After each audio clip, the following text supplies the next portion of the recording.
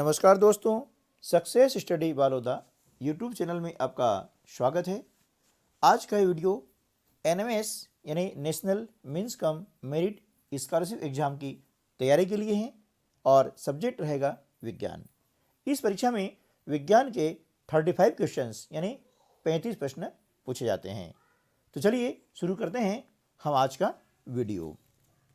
पहला प्रश्न है, वायुमंडलीय दाब का मापन किया जाता है। किससे किया जाता है?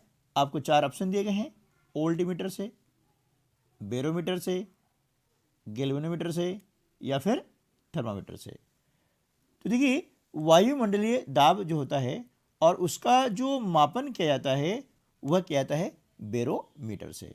तो ऑप्शन जो बी है आपका सही जवाब हो जाएगा। ठीक है ना। प्रश्न क्रमांक 2 है, अम्ल और क्षार के मध्य होने वाली अभिक्रिया को क्या कहते हैं? ठीक है ना। तो अम्ल और क्षार के मध्य होने वाली अभिक्रिया को हम उदासीनीकरण कहते हैं। यानी ऑप्शन नंबर सी जो है आपका सही जवाब हो जाएगा, है ना। इस क्रिया के दौरान लवण और जल का निर्माण होता है। प्रश्न क्रमांक 3, चिपको आंदोलन किससे संबंधित है? जल संरक्षण से, वन संरक्षण से, मृदा संरक्षण से या फिर वन्यजीव संरक्षण से। तो देखिए, चिपको आंदोलन जो है वह वन संरक्षण से संबंधित है। ठीक है ना। इसके अंतर्गत क्या था कि वृक्षों को काटने से बचाने के लिए व्यक्ति वृक्ष से चिपक जाते थे और इस प्रकार से उन्होंने काटने वाले का विरोध किया था। ठीक है ना। तो यह जो है वन संरक्षण से संबंधित आंदोलन है। चौथा प्रश्न है, श्वेत प्रकाश किरण का अपने अवयवी अंगों में विभक्त हो जाने की घटना को क्या कहते हैं? प्रकाश का वर्ण विक्षेपण। क्या कहते हैं? वर्ण विक्षेपण कहते हैं। ठीक है ना। इसमें क्या होता है, प्रकाश अपने 7 रंगों में विभक्त हो जाता है, श्वेत यानी सफेद। ठीक है। अगला प्रश्न है, दंत विशेषज्ञ द्वारा दांतों का बड़ा प्रतिबिंब देखने के लिए प्रयुक्त किया जाता है। आपको ऑप्शन दिया गया है, अवतल दर्पण, समतल दर्पण, उत्तल दर्पण या फिर प्रिज्म, है ना। तो देखिए, जो दंत विशेषज्ञ होते हैं उन्हें दांतों को बड़ा करने के लिए, है ना, जो अवतल दर्पण यानी दांतों का जो बड़ा प्रतिबिंब देखने के लिए जिसका उपयोग किया जाता है वो होता है अवतल दर्पण का उपयोग किया जाता है। सही जवाब क्या जाएगा? अवतल दर्पण। ठीक है ना।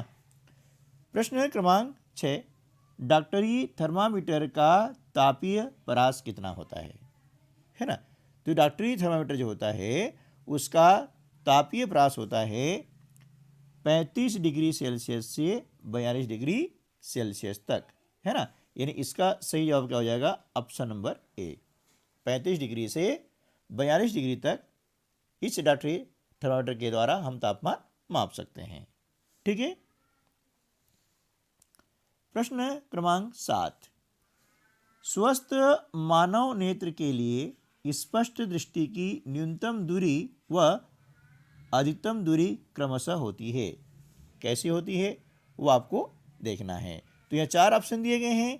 तो हम देख रहे हैं कि स्पष्ट दृष्टि के लिए न्यूनतम दूरी होती है वो होती है 25 सेंटीमीटर और अधिकतम कोई दूरी नहीं होती है यानी अनंत होती है। इसलिए ऑप्शन ए जो है हमारा सही जवाब हो जाएगा। किसी भी वस्तु को स्पष्ट देखना है हमें तो उसकी न्यूनतम दूरी होना चाहिए 25 सेंटीमीटर। ठीक है ना। चलिए, अगला जो प्रश्न है, सरल सूक्ष्मदर्शी से बना प्रतिबिंब होता है। कैसा होता है? तो सरल सूक्ष्मदर्शी से जो प्रतिबिंब बनता है वह आभासी व बड़ा होता है। यानी ऑप्शन नंबर डी जो है ये हमारा सही जवाब हो जाएगा, है ना। कैसा होगा? आभासी और बड़ा। प्रश्न क्रमांक 9 है, निम्न में चुंबकीय पदार्थ नहीं है ना। तो इसमें से चुंबकीय पदार्थ कौन सा नहीं है ना। तो हम देख रहे हैं कि इसके अंतर जो है 4 पदार्थ दिए गए हैं। जस्ता दिया है, लोहा दिया है, निकिल दिया है और कोबाल्ट दिया हुआ है। तो इनमें से चुंबकीय पदार्थ जस्ता नहीं है ना। बाकी निकिल, लोहा और कोबाल्ट ये तीनों ही चुंबकीय पदार्थ होते हैं। प्रश्न क्रमांक 10, विद्युत धारा के चुंबकीय प्रभाव की खोज किसने की थी, है ना। तो देखिए विद्युत धारा के चुंबकीय प्रभाव की खोज जो की थी आर्टेस्ट ने की थी। किसने की थी? आर्टेस्ट, यानी ऑप्शन नंबर डी है आपका सही जवाब हो जाएगा। प्रश्न क्रमांक 11, सूर्य अपनी विकिरण ऊर्जा प्राप्त करता है, किससे करता है? तो सूर्य अपनी जो है विकिरण ऊर्जा प्राप्त करता है नाभिकीय संयलन प्रक्रिया से, यानी ऑप्शन नंबर डी जो है आपका सही जवाब हो जाएगा। ठीक है। प्रश्न क्रमांक 12, कोई कार 40 किलोमीटर प्रति घंटा की चाल से 15 मिनट चलती है ना। इसके पश्चात 60 किलोमीटर प्रति घंटा की चाल से 15 मिनट चलती है, तो उसके द्वारा तय की गई दूरी क्या होगी? तो देखिए भैया आपको मालूम ही है कि दूरी बराबर होता है चाल गुणित समय। इसको हम सामान्य रूप से हल कर सकते हैं कि 1 घंटे में चलती कितनी? 40 किलोमीटर। अब 15 मिनट 1 घंटे का चौथा भाग होता है, तो 40 में हम क्या करते हैं कि 4 का भाग लगा देते हैं, तो कितना आता है? 10, यानी 10 किलोमीटर चली। उसके बाद में क्या हुआ कि 60 किलोमीटर चली, वो कितने में?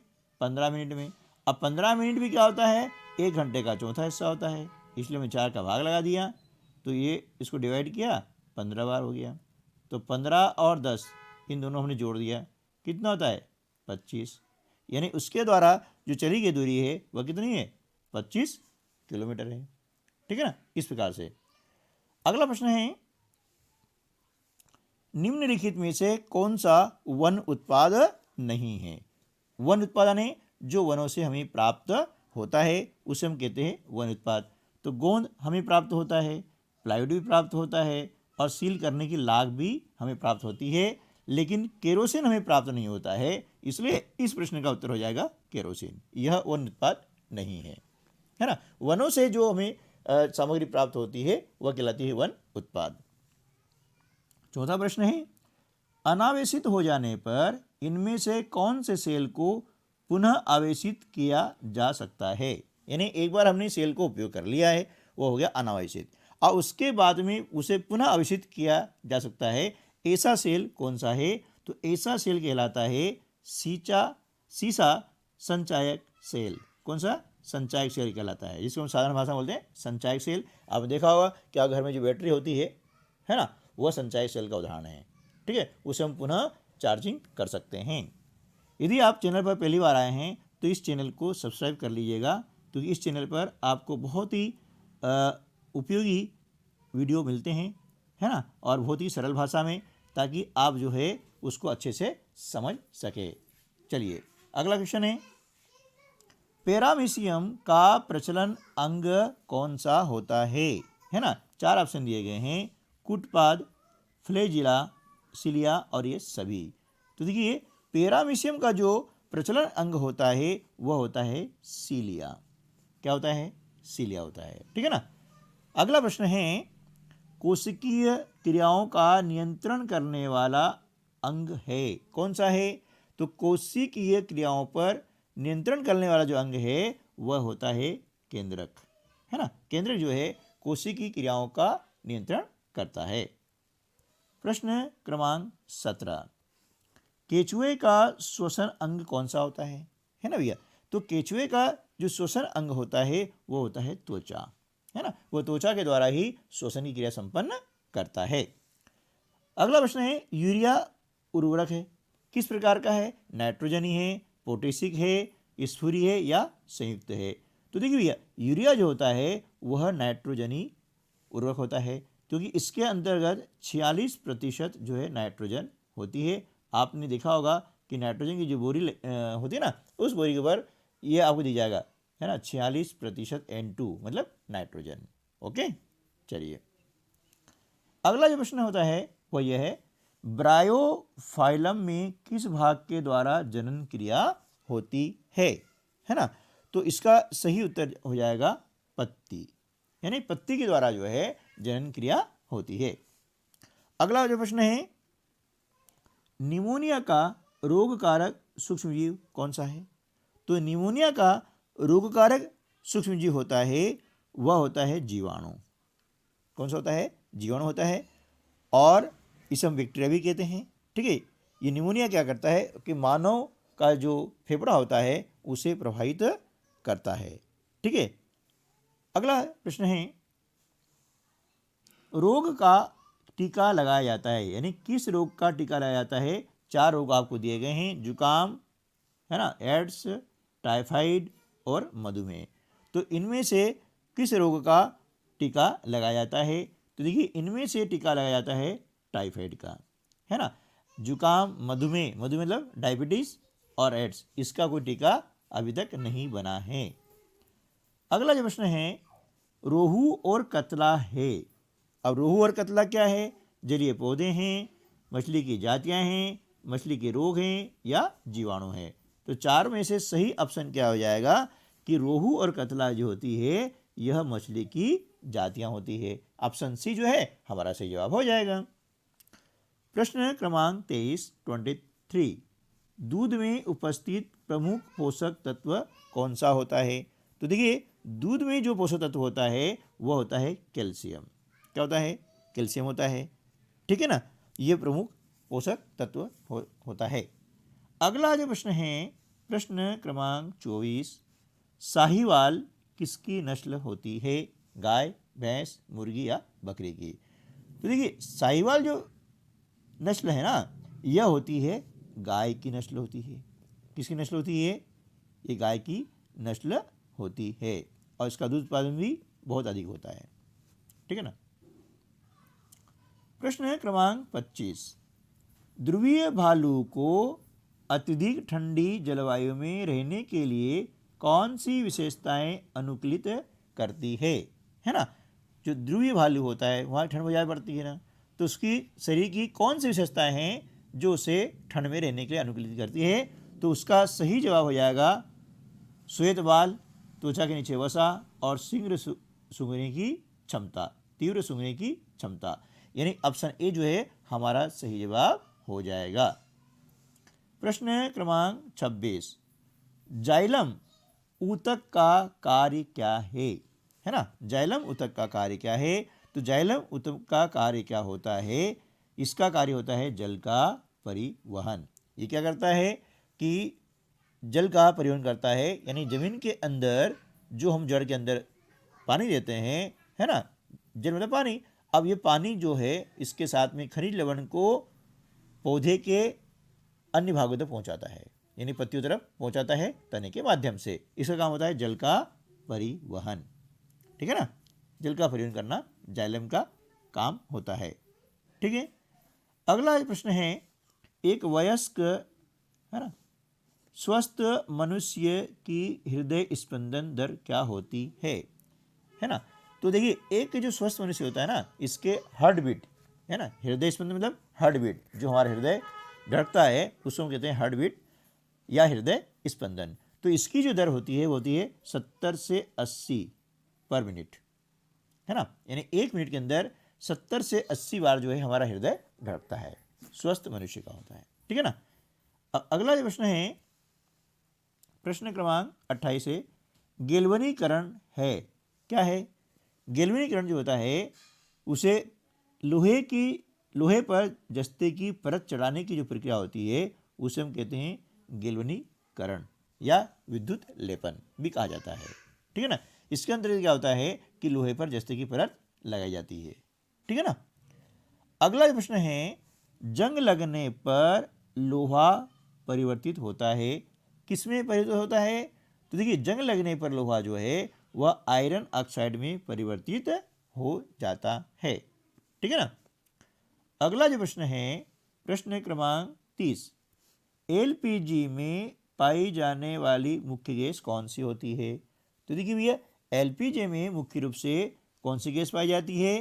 यह जो गैस पाई जाती है एलपीजी में वह होती है ब्यूटेन। कौन सी गैस पाई जाती है? ब्यूटेन गैस पाई जाती है। ठीक है ना। चलिए अब नेक्स्ट क्वेश्चन है कि मार्स गैस किसे कहते हैं, है ना। तो मार्स गैस कहते हैं मीथेन को। ठीक है ना। मीथेन का दूसरा नाम क्या है? Marsh gas. और इसका जो रासायनिक सूत्र होता है वह होता है CH4, किसका? मीथेन का। ठीक है ना। अगला जो क्वेश्चन है, कैल्शियम की संयोजकता कितनी होती है? तो कैल्शियम की संयोजकता होती है +2, है ना। कितनी होती है? +2। अगला जो प्रश्न है वह यह है कि भौतिक परिवर्तन का उदाहरण नहीं है। आपको नीचे 4 ऑप्शन दिए गए हैं, इसमें से कौन सा भौतिक परिवर्तन का उदाहरण नहीं है? देखिए भैया, है ना, बर्फ पिघलना भौतिक परिवर्तन है, मोम का पिघलना भौतिक परिवर्तन है, जल में शक्कर को घोलना भी भौतिक परिवर्तन है, क्योंकि यहाँ पर नया पदार्थ नहीं बन रहा है। लेकिन जंग लगना ये भौतिक परिवर्तन नहीं है, यह परिवर्तन क्या कहलाएगा? आपका रासायनिक परिवर्तन कहलाता है। इसलिए ऑप्शन नंबर डी जो है हमारा सही जवाब हो जाएगा। जंग लगने पर आयरन ऑक्साइड बनता है, जो कि नया पदार्थ बन जाता है, और जब नया पदार्थ बनता है वहां पर होता है रासायनिक परिवर्तन। क्लियर। चलिए अगला प्रश्न हम देख लेते हैं कि फ्लोरीन में मूलतः कार्बन परमाणु की संख्या कितनी होती है? ठीक है ना। तो फ्लोरीन में क्या होता है कि जो कार्बन परमाणु होते हैं उनकी संख्या होती है 60, यानी 60। ठीक है। अगला प्रश्न क्या है कि बेकिंग सोडा की प्रकृति कैसी है, यानी इसका नेचर कैसा है? तो देखिए, बेकिंग जो सोडा होता है इसका नेचर होता है क्षारीय प्रकृति का होता है ना। कैसा होता है? क्षारीय प्रकृति का, यानी इसे हम खाने का सोडा भी कहते हैं। जैसे पेट में जलन से होती है ना, और आपने देखा होगा कि घरेलू उपचार के रूप में जो है खाने का सोडा लिया जाता है। तो खाने सोडे का क्षारीय हो गया, और पेट में जो जलन से होती है वह होती है एसिडिटी कारण होती है, यानी अम्ल कारण होती है। तो जब अम्ल और क्षार की अभिक्रिया करते हैं तो क्या होता है? इस अभिक्रिया के दौरान लवण और जल का निर्माण होता है, यानी वो एसिडिटी अभी खत्म हो जाती है और हमें शांति का अनुभव होता है। ठीक है दोस्तों, तो आज के वीडियो में बस इतना ही। मिलते हैं अगले वीडियो में, तब तक के लिए नमस्कार, जय हिंद।